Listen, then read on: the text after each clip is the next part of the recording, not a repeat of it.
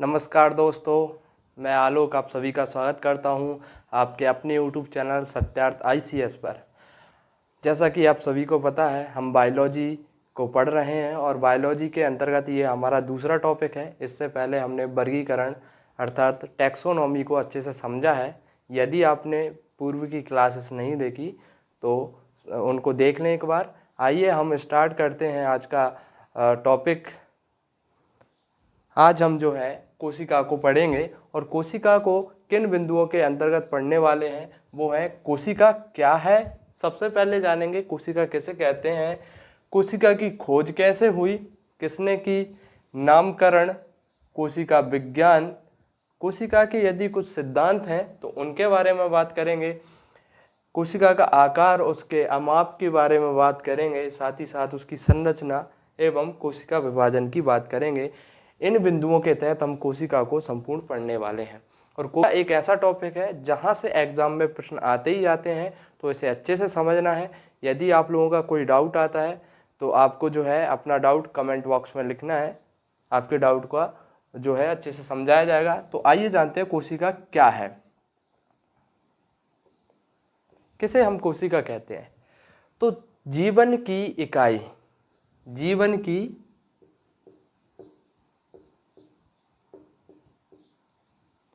इकाई क्या है? कोशिका है।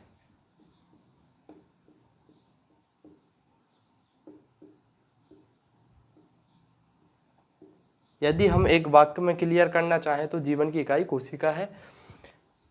जीवन की जो संरचना हुई है, कोई भी जीव है, चाहे वो एक कोश की जीव हो या बहुत बहुकोश की जीव हो, जैसे कि हम हैं, हम कैसे जीव हैं? बहुत सारी कोशिकाओं से मिलकर बने होते हैं। और कुछ ऐसे जीव होते हैं जो एक कोशिका से मिलकर बने होते हैं, जैसे युगलीना, पैरामीशियम, ये हमने पढ़े हैं पिछली क्लास में। तो जीवन की संरचना,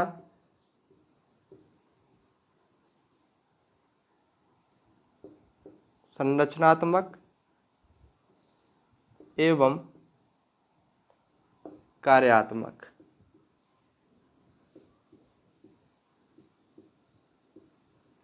जीवन की संरचनात्मक एवं कार्यात्मक इकाई है कोशिका। ठीक है, सभी को क्लियर हो गया होगा। अब हम जानते हैं कोशिका जो है इसकी खोज कैसे हुई। खोज,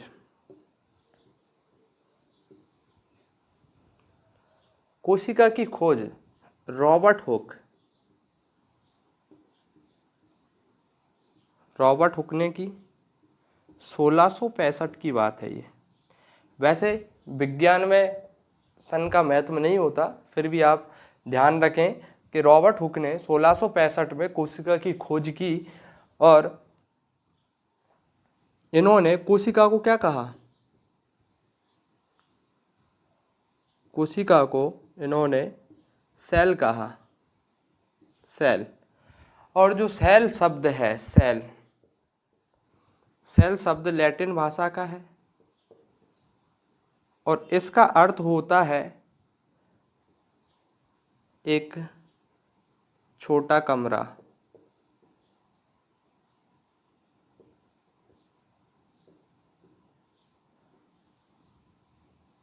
ओके, इसके लिए कोशा शब्द भी यूज किया गया था। याद रखना है, कोशा या सेल, कौन सा शब्द यूज किया? कोशा या सेल। बात यह है, रॉबर्ट हुक जो हैं एक बार अपने स्वयं के द्वारा निर्मित सूक्ष्मदर्शी पर काम कर रहे थे, तो इन्होंने एक कॉर्क, कॉर्क होता है जैसे लकड़ी का जो है, पहले आप लोगों ने देखा होगा सेंट या फिर कुछ कांच की जो बोतलों में आपने देखा होगा एक वृक्ष की जो है उस पर ढक्कन लगाया जाता है, वो होता कॉर्क। और कॉर्क को देखा उन्होंने अपनी सूक्ष्मदर्शी से, तो उन्होंने पाया कुछ इस तरह की संरचना, इस तरह की संरचना देखने को मिली कॉर्क में। तो उन्होंने इस संरचना को क्या कहा? सेल कहा। और सेल का अर्थ होता है एक छोटा सा कमरा, यानी कि इन्होंने कहा कि सेल, सेल से मिलकर जो है जीव या वस्तुएं बनी हुई हैं। आइए अब आगे की बात करते हैं।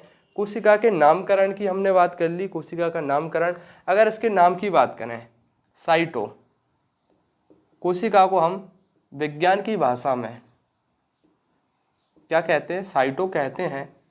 अब हम बात करने वाले हैं कोशिका विज्ञान।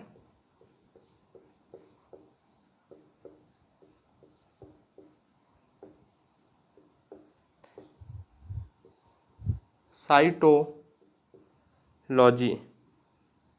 जैसे कि मैंने बताया कोशिका को साइटो कहा जाता है। यहाँ पर साइटो यानी कोशिका, और जहाँ भी लॉजी शब्द दिखेगा उसका अर्थ होता है कोशिका का अध्ययन।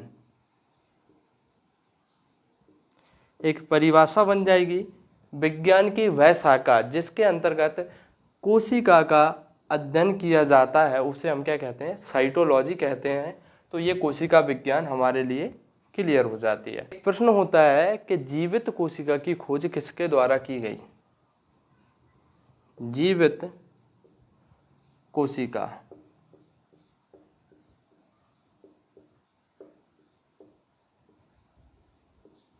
जीवित कोशिका की खोज किसने की? तो इसका उत्तर होगा आपका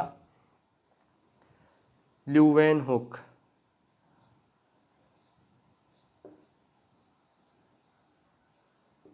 ल्यूवेनहुक ने जीवाणु को देखा था, जीवाणु को देखा। और जीवाणु क्या होता है? एक कोशिकीय जीव।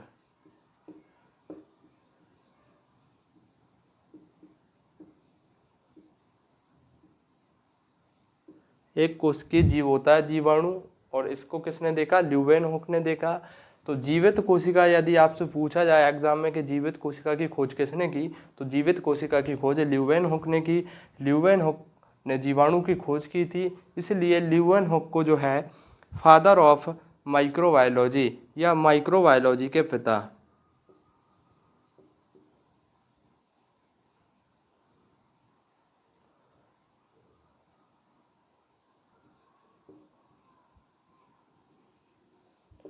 माइक्रोबायोलॉजी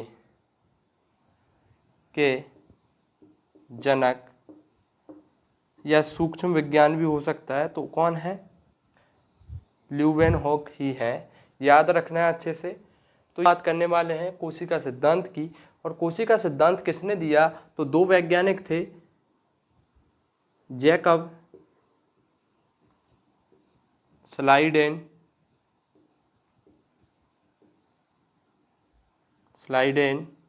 और थियोडर स्वान।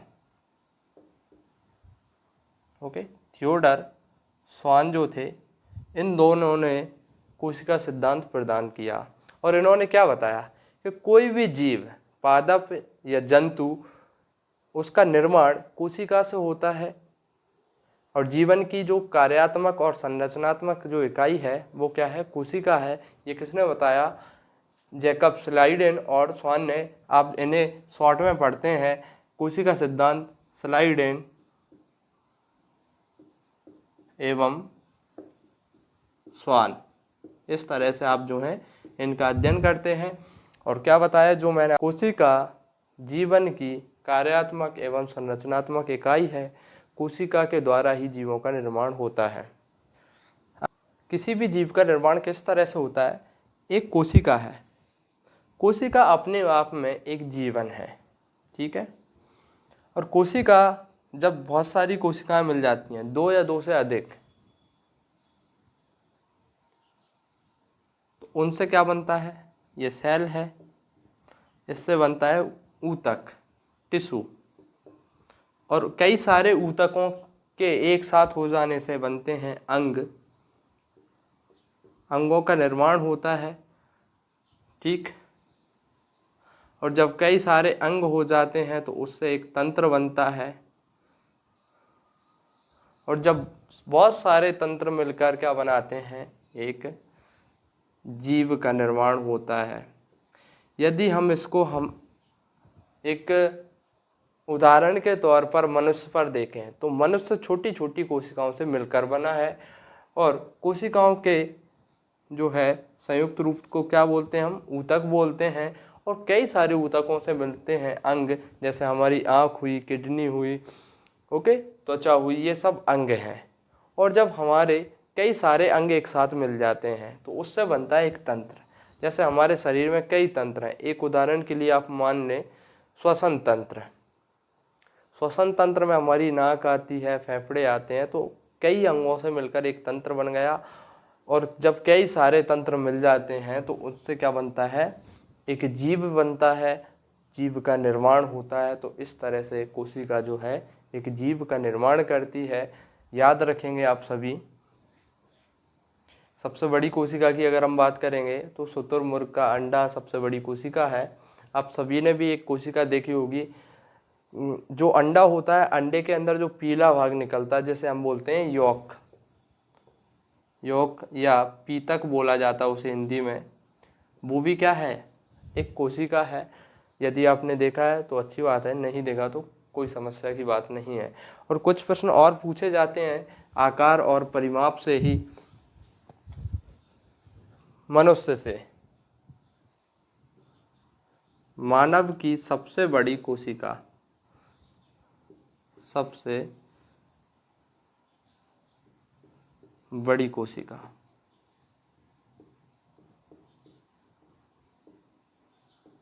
सबसे बड़ी कोशिका कौन सी है? मानव शरीर की सबसे बड़ी कोशिका है आप अंडाणु।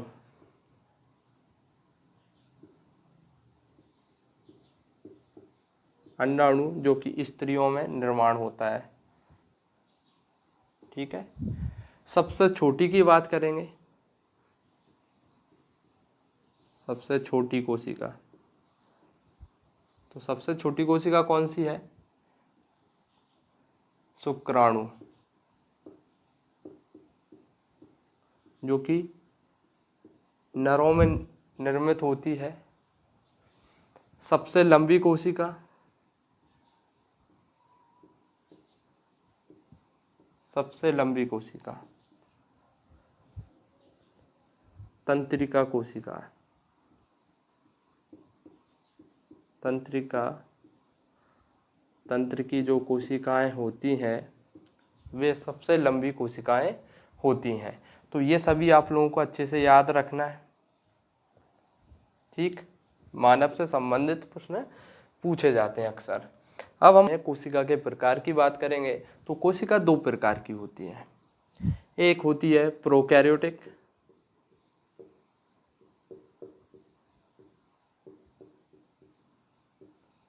दूसरी होती है यूकैरियोटिक।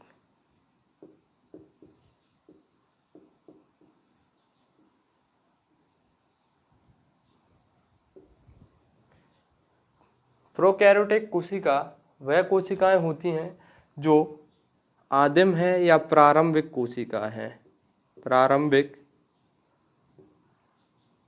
आदिम,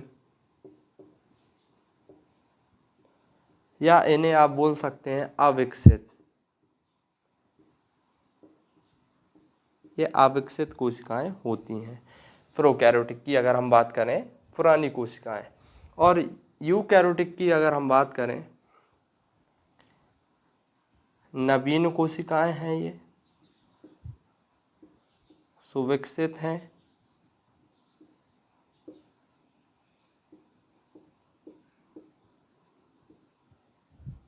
अगर हम प्रोकैरियोटिक कोशिकाओं की बात करें तो भाई ये कहाँ पर देखने को मिलती हैं? तो आपको ये एक कोशिकीय जीवों में देखने को मिलेंगी।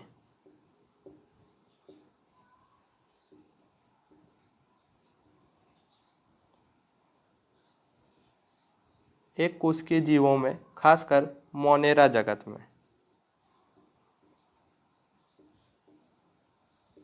मोनेरा जगत के जीवों में आपको प्रोकैरियोटिक कोशिकाएं देखने को मिलती हैं।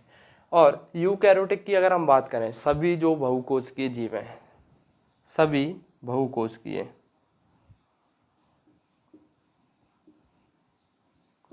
अगर हम बात करें मनुष्य क्या है, मनुष्य एक बहुकोशिकीय जीव है। यानी कि हमारे अंदर कौन सी कोशिकाएं हैं? हमारे अंदर भी यूकैरियोटिक कोशिकाएं हैं। सभी यूकैरियोटिक कोशिकाएं जो हैं सभी बहुकोशिकीय जीवों में देखने को मिलती हैं। आइए अब हम इनकी थोड़ी गहराई से जांच करते हैं, पड़ताल करते हैं क्या हैं यूकैरियोटिक और प्रोकैरियोटिक कोशिकाएं। अब हम समझने वाले हैं यूकैरियोटिक और प्रोकैरियोटिक को, बेसिक से समझेंगे। तो सबसे पहले हम जानेंगे ये जो है अविकसित हैं। अविकसित कोशिका है ये है विकसित कोशिका। इसमें कोशिका भित्ति जो पाई जाती है, कोशिका भित्ति तो देखने को मिलती है,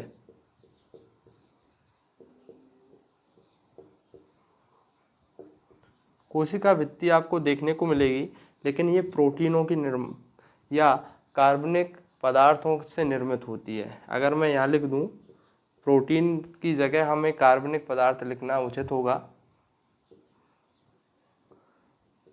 कार्बनिक पदार्थों से निर्मित होती है ये कोशिका भित्ति। जबकि यदि यूकैरियोटिक जीव है और उसमें कोशिका भित्ति है तो आप देखेंगे सेल्यूलोज, सेल्यूलोज से निर्मित भित्ति देखने को मिलेगी। कुछ इसके अपवाद हैं जैसे कवक, कवकों में आपको कोशिका भित्ति काइटिन की देखने को मिलती है।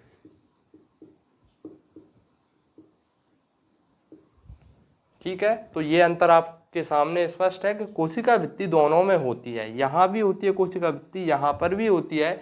यहाँ पर जो कोशिका भित्ति होती है कार्बनिक पदार्थों की बनी होती है, पतली होती है, जबकि यूकैरियोटिक कोशिकाओं में जो कोशिका भित्ति होती है वो मोटी होती है और सेल्यूलोज की बनी होती है। जबकि कवक भी एक बहुकोशिकीय जीव है, लेकिन कवक में काइटिन की बनी हुई कोशिका भित्ति देखने को मिलती है।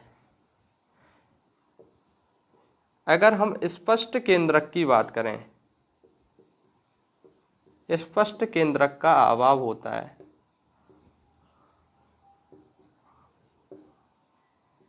यहाँ पर आपको स्पष्ट केंद्रक का अभाव है, ना ही केंद्रक स्पष्ट रूप से होता है, ना केंद्रक के चारों ओर झिल्ली होती, जैसे हम केंद्रक झिल्ली बोलते हैं, वो भी नहीं होती, केंद्रिका भी नहीं होती।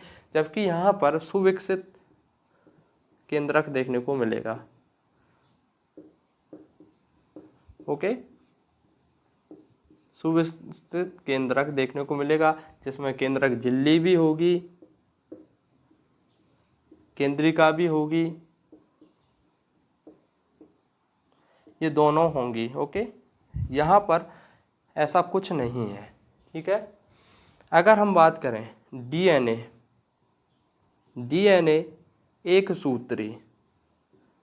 सूत्री डीएनए देखने को मिलता है आपको प्रोकैरियोटिक कोशिकाओं में। जबकि यहाँ पर डीएनए के साथ में आरएनए भी देखने को मिलता है, और डीएनए यहाँ पर कैसा होता है, डबल स्टैंडर्ड।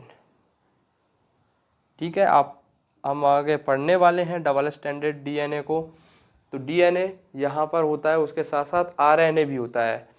और हम बात करें कुछ कोशिकांग, कोशिकांग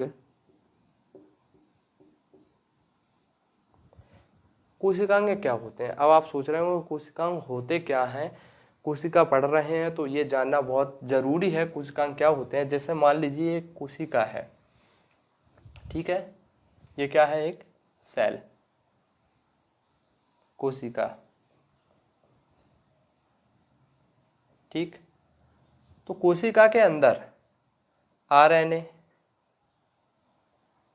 डीएनए, ये तो आप जानते हैं आनुवांशिक पदार्थ हैं। इसके अलावा जो केंद्रक है, केंद्रक हुआ आपका, राइजोबियम हुआ, रिक्तिका हुई, लाइसोसोम हुआ, माइक्रोकॉन्डिया हुआ,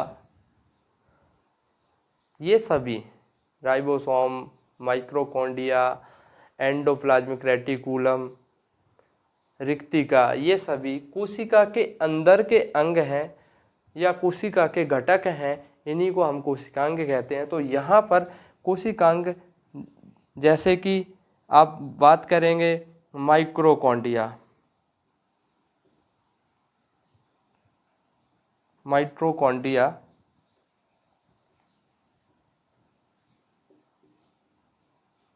माइटोकॉन्ड्रिया जो है नहीं देखने को मिलता। किसी भी प्रकार का जो है लवक भी नहीं होते, माइटोकॉन्ड्रिया भी नहीं होता। ER जैसे हम एंडोप्लाज्मिक रेटिकुलम कहते हैं वो भी आपको देखने को नहीं मिलता। लाइसोसोम की बात करें, लाइसोसोम भी आपको यहाँ पर देखने को नहीं मिलेगा।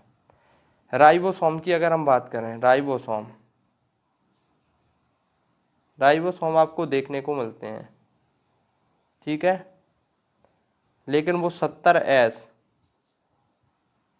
यानी इनका साइज छोटा होता है, जबकि यहाँ पर ये सभी कोशिकांग देखने को मिलते हैं। सुविकसित कोशिकाओं में माइक्रोकॉन्ड्रिया होता है, कोशिकांग सभी कोशिकांग होते हैं। हरित लवक हुआ आपका, ठीक है, आपका जो है लाइसोसोम हुआ, एंडोप्लाज्मिक रेटिकुलम है, राइबोसोम यहाँ पर पाए जाते जो हैं। राइबोसोम यहाँ पर 80S राइबोसोम आपको देखने को मिलते हैं, ठीक है। तो ये आपको अच्छे से समझ आ गया होगा कोशिका का जो है कितने प्रकार हैं, उनके बारे में जो है हमने डिटेल से जाना है। तो यहाँ से एग्ज़ाम में प्रश्न बनने की काफ़ी संभावना रहती है, इसे अच्छे से याद रखना है आप लोगों को। अब हम कोशिकांग की बात करेंगे। इस क्लास को या इस टॉपिक को हम 2 भागों में पढ़ने वाले हैं। अगला जो भाग होगा इसमें हम कोशिकांगों को विस्तार पूर्वक पढ़ेंगे, एक एक कोशिकांगों को हम अच्छे से पढ़ने वाले हैं। यदि आज की क्लास आप लोगों को पसंद आई है तो अपने मित्रों तक शेयर करें, इसे सब्सक्राइब करें। जय हिंद।